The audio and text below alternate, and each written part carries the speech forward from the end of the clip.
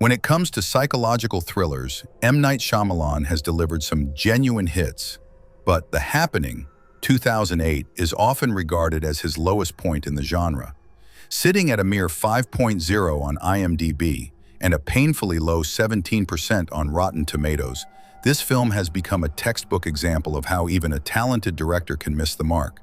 Viewers often label it as awkward, unintentionally funny, and lacking the suspense it promised, leading many to question what exactly went wrong. The story kicks off with a strange premise. A mysterious neurotoxin released by plants drives people to commit suicide in a group across the northeastern United States. Mark Wahlberg stars as Elliot Moore, a high school science teacher, alongside Zooey Deschanel as his wife, Alma. The cast also includes John Leguizamo, who adds some depth in a supporting role. But even a solid cast struggles under a clunky script and forced dialogue.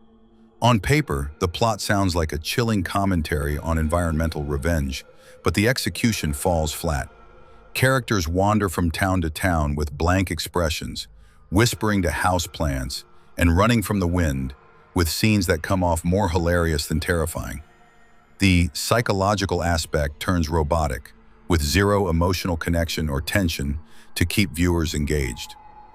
What could have been a thought-provoking thriller ends up feeling like a parody of Shyamalan's own work, lacking the twist and emotional weight his films are known for.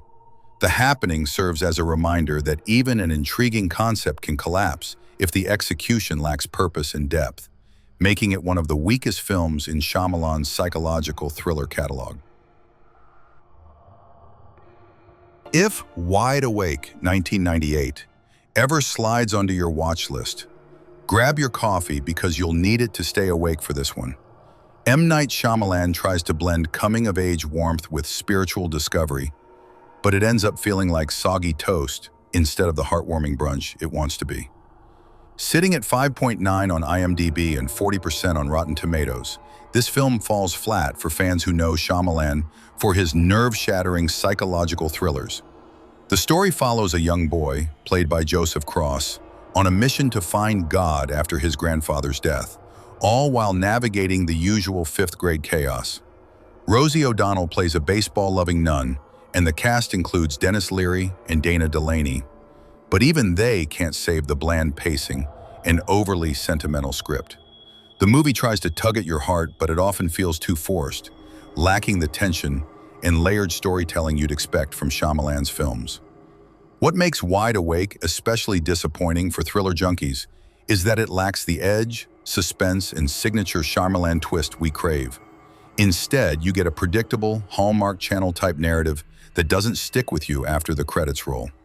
It's a film that feels like it's searching for a soul but doesn't quite find it, leaving you questioning why it doesn't hit the emotional or intellectual notes it promises. But hey, if you think this was Shyamalan's lowest point, buckle up, because we're just getting started on his worst misses. M Night Shyamalan's Lady in the Water, 2006, is one of those psychological thrillers that tries to be a bedtime story but ends up as a midnight headache.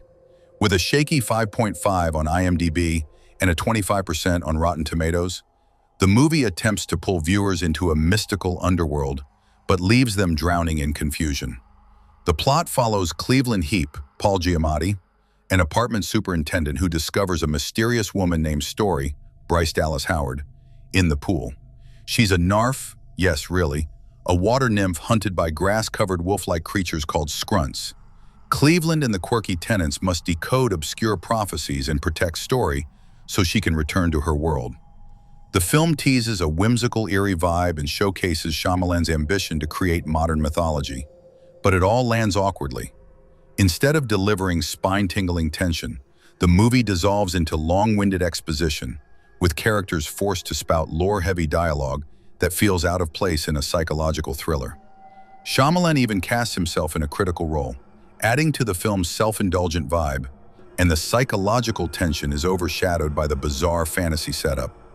While it flirts with deeper ideas about faith, community, and destiny, it feels like a soggy mess, leaving viewers scratching their heads rather than glued to their screens. But hey, if you thought Lady in the Water was weird, wait until you see the next one on our list. because the worst of Shyamalan's thrillers is still yet to come. When we talk about psychological thrillers, Praying with Anger, 1992, doesn't even make it onto most viewers' radars. And there's a reason for that. Sitting at an IMDb rating of 5.7 with scarce Rotten Tomatoes data, it's a debut film that struggles to hit the emotional and psychological depths it aims for, making it one of M Night Shyamalan's weakest works. The film follows an American college student visiting India, aiming to reconnect with his cultural roots while dealing with grief and anger. Shyamalan himself stars in the film, but even this personal touch can't save it from its pacing issues and narrative confusion.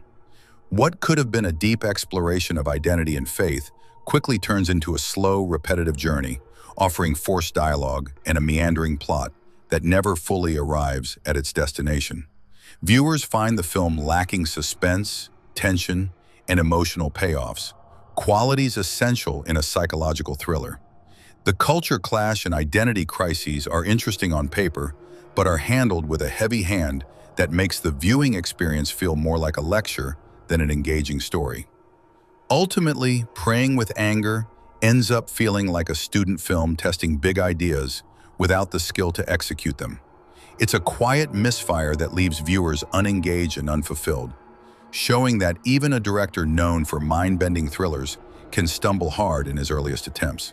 And trust me, you'll want to stick around, because the next psychological misstep we're covering might just redefine the word awkward. Let's talk about a sci-fi thriller that crash-landed harder than its plot, After Earth.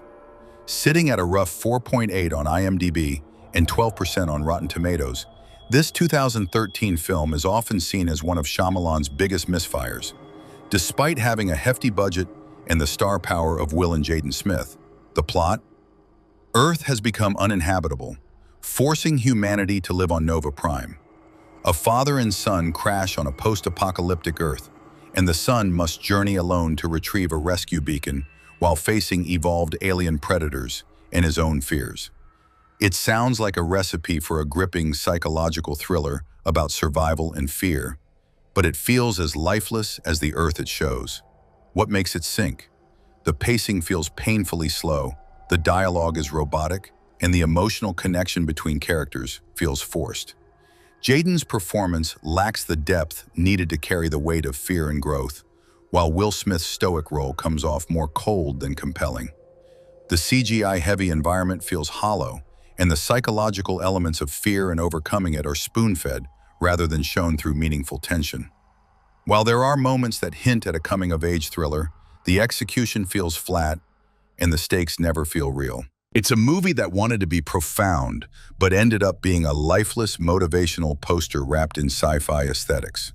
And trust me, if you think After Earth was a rough fall, just wait until we unpack the next psychological thriller disaster on this list. We've reached the end of this bumpy ride through M Night Shyamalan's worst psychological thriller misfires. And what better way to close it off than The Last Airbender 2010? This was supposed to be the live-action epic that brought the beloved Avatar: The Last Airbender series to the big screen, but instead it ended up as a painfully awkward mess that alienated fans and newcomers alike. Sitting at a brutal 5 out of 10 on IMDb and a shocking 5% on Rotten Tomatoes, it's clear viewers found this one nearly unwatchable. The story follows Aang, the Last Airbender, as he struggles to master the elements and bring peace to a war-torn world. Sounds like a recipe for an emotional, psychologically gripping journey, right? Instead, what we got was stiff acting, butchered character names, rushed world building, and dialogue that feels like it was written by the ChatGPT's baby version with no training. Visually, the movie had potential, with elemental fights and CGI-heavy landscapes. But even these moments felt hollow, lacking the emotional stakes and connection needed to keep viewers invested. The pacing is chaotic, shoving what should be a season's worth of character development into under 2 hours, making every scene feel like a checklist rather than a story. In the end, The Last Airbender is a masterclass in how to drain life out of a vibrant world, leaving fans and casual viewers alike disappointed and confused. And with that, we wrap up this dive into Shyamalan's worst psychological thriller attempts, reminding us how even the most promising visions can crash spectacularly when execution fails. Thanks for surviving the worst of M Night Shyamalan with me. If you made it out unscathed, drop a like and share your own Shyamalan stinker in the comments. Don't forget to subscribe for more cinematic breakdowns and best and worst series for the most famous filmmakers. Until next time, keep watching.